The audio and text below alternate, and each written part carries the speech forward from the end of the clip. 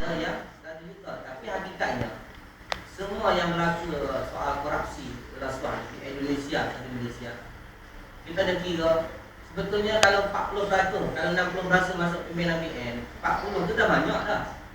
Mungkin sampai 30% yang sampai pada rakyat.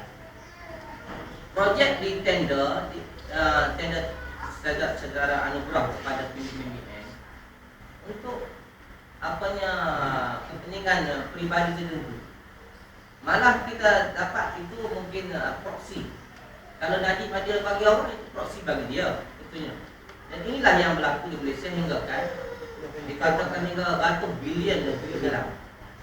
Kalau duit itu digunakan untuk rakyat, Malaysia tak sepatutnya jalan ke Mukah sampai nak Mukah 50 km nak pergi sampai berapa jam? 56 jam. Sebab jalannya lebih pada lebih. Ada jalan tapi jalan yang tak siap-siap. Sebab apa Najib tak bagi tolong jalan itu? Projek-projek tertentu ini hanya untuk jaga monopoli BN. Dan saya nampak nak jaga parti itu jangan sampai cenderung pada Pakatan Rakyat. Sebab saya rasa hati kecil rakyat yang cintakan negara, cintakan bangsa dia, cintakan agama dia lagi Islam. Kalau dia Islam, mana dia sanggup makan duit rasuah, berjuang sampai ketua dengan rasuah. Sebab itulah mereka kembali kepada kita Pakatan Rakyat. Setara orang kata Datuk Zaid Ibrahim, saya anggap dia tu istilahnya jutawan besar, bekas menteri, jabatan menteri dan sebagainya.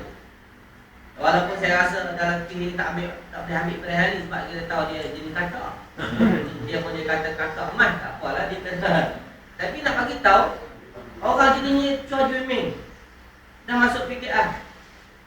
Banyak pemimpin bekas timbalan menteri Sarawak ke Sabah? Sabah sanggup untuk mengatakan menyokong Pakatan Rakyat. Bukan saya rasa kita tak bagi apa. Kita bukan nak kata nak bagi projek. Tak tahu ada nama jawatan menteri bila kita menang. Kita pun tak tanya lagi akan datang bila datang bila. Tapi mereka ditawarkan dengan kehendak hati kecil.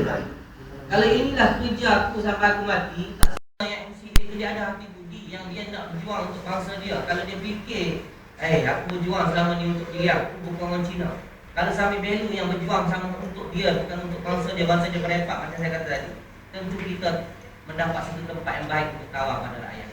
Sebab itulah saya yakin, termasuk di Kelantan, duit 20 juta duit ihsan nak turun untuk siapa?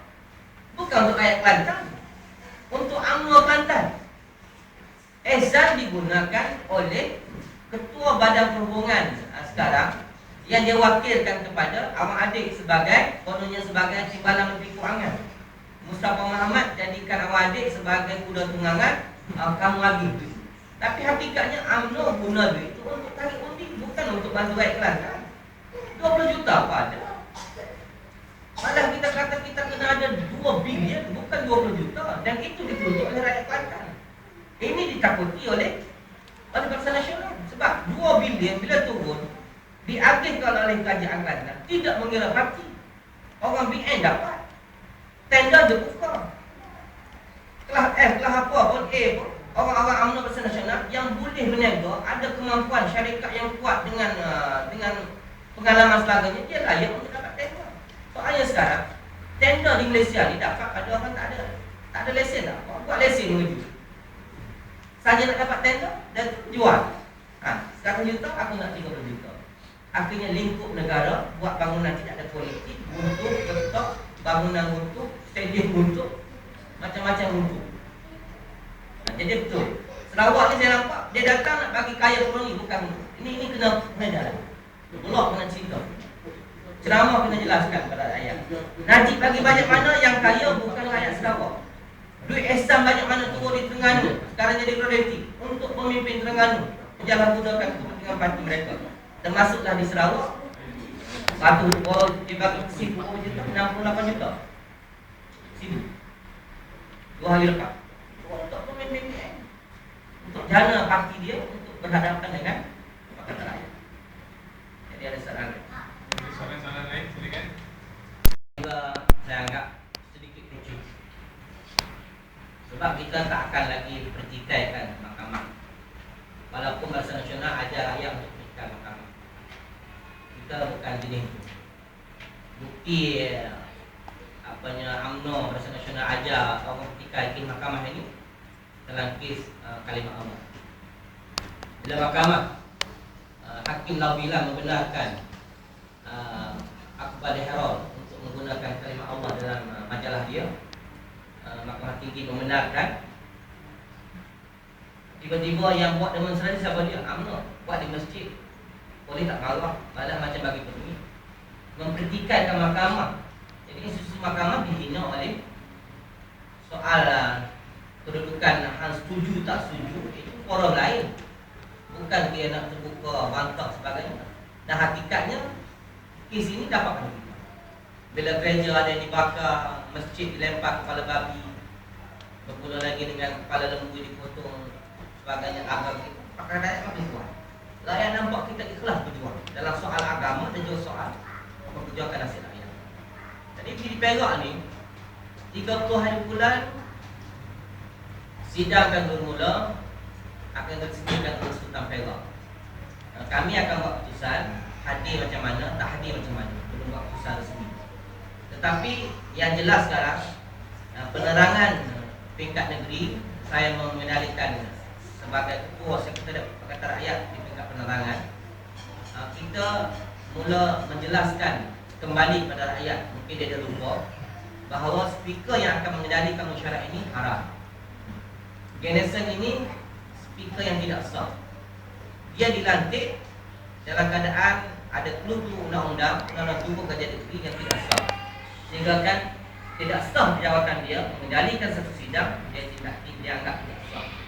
Termasuk kita menghentikan bajet yang dibentangkan sebab dikendalikan oleh speaker yang tidak sah. Dan inilah yang saya anggap kebeluk baru akan berlaku di Perak. Tuan-tuan akan, saya rasa 30 hari bulan, blog-blog saya misalnya cukup ramai dikunjungi. Sebab saya sambil sidang saya boleh update blog. Rahsia dia bukan saya buka komputer. Rahsia semua telefon E90 saya yang saya pegang. Sambil bertumbuk pun saya boleh kait tangan. Saya bagi hantar berita ke pejabat. Pejabat saya akan publishkan berita-berita pendek. Tiap-tiap minit, 5 minit, 2 minit ada satu berita baru.